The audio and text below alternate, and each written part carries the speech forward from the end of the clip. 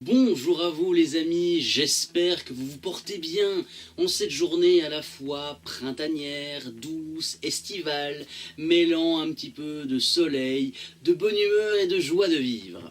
Comme une coutume bien ancrée dans notre belle et bonne société, bien évidemment, notre société contemporaine, notre société moderne, il arrive sur cette chaîne de temps à autre que je sorte par-ci, par-là, une petite vidéo totalement hors manga, hors univers geek, tout simplement pour un petit peu passer à autre chose et pour un petit peu avoir une vidéo totalement différente. En effet, après avoir parlé en long et en large de l'origine de 5 mots bien particuliers de notre quotidien, aujourd'hui nous allons parler de l'origine de 5 expressions populaires de notre quotidien. Bref, ne perdons pas plus de temps et cultivons-nous les amis. Numéro 1. Ramener sa fraise. Par le prisme de cette transition, je ne vous demande pas de me ramener des fraises, loin de là, bien que ce serait très gentil de votre part, sachant que c'est un fruit que j'apprécie énormément. Ancrée dans notre vocabulaire depuis de nombreuses années déjà, cette expression possède une origine tout aussi cocasse. Phrase fétiche des expressions françaises au XXe siècle, ramener sa fraise voulait surtout parler d'une personne qui était un petit peu chafouin, qui n'était pas contente, qui râlait tout simplement. Mais comme toute bonne chose dans notre monde, dans notre société, sur notre bonne vieille terre, cette expression s'est adaptée. Elle s'est adaptée à la société, à l'évolution du temps, des années, à notre langage surtout, au point qu'aujourd'hui, ramener sa fraise désigne surtout la tête ou le visage. Cette expression va être utilisée quand vous allez vouloir inviter un ami à venir boire un coup à l'Irish, voire même dans un bon petit bar bien local servant de bonnes IPA, et lui dire « Hé Michel, tu ramènes ta fraise ». Vous voyez un petit peu le genre ? Numéro 2. Jeter l'éponge. Avant toute chose, je tiens à préciser, je ne cautionne en aucune façon la violente qui est faite aux éponges, que ce soit aux éponges de vaisselle ou aux éponges de mer. Néanmoins, cette expression bien connue, elle nous vient d'un lieu très particulier. Et je vous rassure, non, ce n'est pas la cuisine, non, ce n'est pas l'océan, non, ce n'est pas un ananas qui vit dans la mer, mais ça vient surtout d'un lieu assez commun, assez familier, le ring de boxe. Imaginez une seconde, vous avez deux combattants féroces qui se battent, sans cesse, sans répit, qui s'envoient des bourre-pifs dans la tête, à coups de matraque toutes les 2 minutes, et bien l'autre, quand il va avoir envie d'arrêter de se prendre des coups dans la tête ou dans le ventre, il ne va faire qu'une seule chose, abandonner. Pour abandonner, c'est très simple, le boxeur en question, matraqué de coups depuis le début du combat, va faire appel à son soigneur qui va lui refiler une éponge, et pour mettre fin au combat, eh bien le boxeur, le combattant en question, n'aura qu'à jeter l'éponge sur le ring pour faire comprendre son geste. Un geste qui signifie tout simplement l'abandon pur et simple du boxeur en question. C'est aussi simple que ça les amis, parfois la langue française ce n'est pas si compliqué qu'on a envie de le dire. Numéro 3. Verser des larmes de crocodile. Au-delà d'être une phrase tantôt rocambolesque, folklorique, est-ce que nous savons réellement et est-ce que nous connaissons réellement l'origine de cette expression à la fois mignonne et attendrissante ? On va être honnête entre nous les amis et je pense qu'on sera un petit peu tous d'accord sur le coup. Je pense qu'aucun d'entre nous n'a vu un jour un crocodile pleurer, même si vous êtes un adepte des safaris en Afrique. Et malgré son emploi quotidien auprès de nos jeunes bambins, de nos jeunes marmots, cette expression elle est vieille comme le monde, et c'est peu de le dire.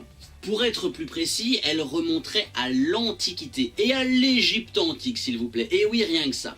Selon cette phrase assez surprenante et assez cocasse, les grands reptiles du Nil avaient l'habitude pour attirer leur proie de pousser de très grands gémissements, et ce pour attirer leur attention, quitte à faire sortir de bonnes grosses larmes. Forcément, vous vous en doutez bien, l'expression elle a vogué, elle a chaviré, elle a dérivé, pour finalement être réutilisée, réinterprétée aujourd'hui, ce qui fait que quand on utilise l'expression « les larmes de crocodile », c'est surtout pour quelqu'un qui va exagérer, pour avoir quelque chose. Donc, quand nous allons dire à une personne « oh, il a des larmes de crocodile », ça signifie que la personne va exagérer, n'est-ce pas hein? Comme on avait l'habitude, nous étant petits, bah moi, personnellement, non, mais je ne sais pas vous.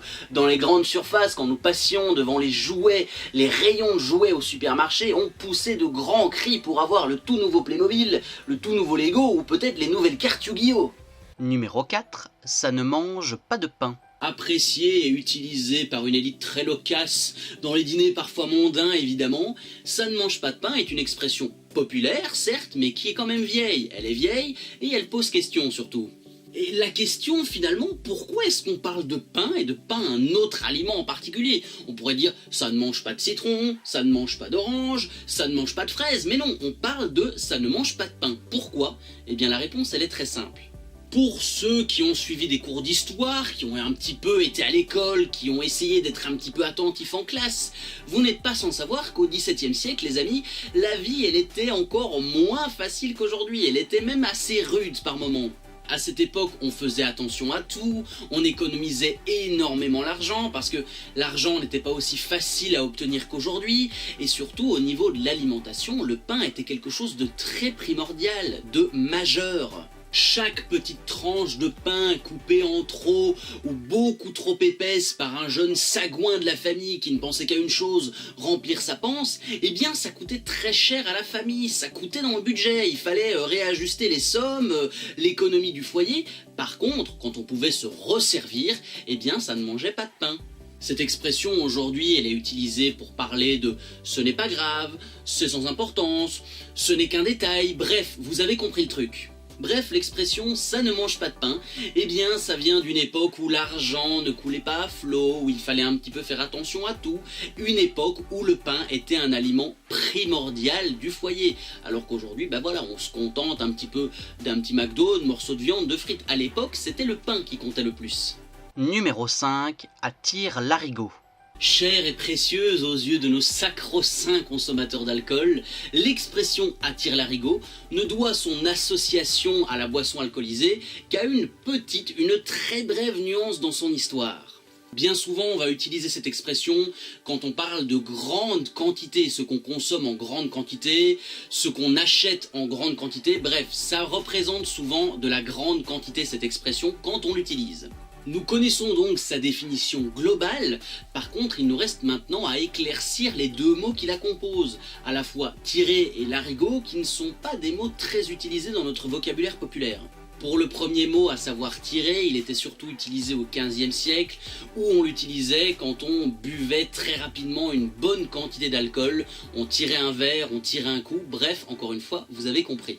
Tandis que pour le mot larigot, ce dernier faisait surtout référence à une petite flûte, autrement dit une composante d'un orgue français. Malheureusement, si les mots aujourd'hui peuvent être définis très clairement, l'association de ces deux mots pour cette expression reste encore un mystère à ce jour. Et vous savez quoi les gars, j'ai envie de vous dire, c'est sur ce mystère que nous allons conclure cette vidéo sur 5 origines de 5 expressions populaires.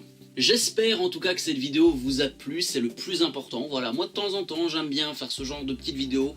Une fois par an, ça reste sympa. Et rassurez-vous, de l'été, vous aurez du contenu. Vous allez en avoir. Hein. Normalement, j'ai prévu une petite tier list au mois de juin, mi-juin, fin juin. Donc voilà, vous allez être un petit peu gâtés cet été, je vous le dis. Donc voilà, au moins vous avez une petite vidéo détente, un petit peu chill, avant le début des vacances, des congés potentiels, et voire peut-être les révisions de la deuxième session, pour ceux qui en auront une. Avant de partir, comme d'habitude, vous connaissez la chanson, n'hésitez pas à vous abonner à la chaîne. Cette fois-ci, ce sera là. La dernière fois, j'avais oublié. Donc voilà, comme d'habitude, vous avez le nom de ma chaîne juste ici au-dessus.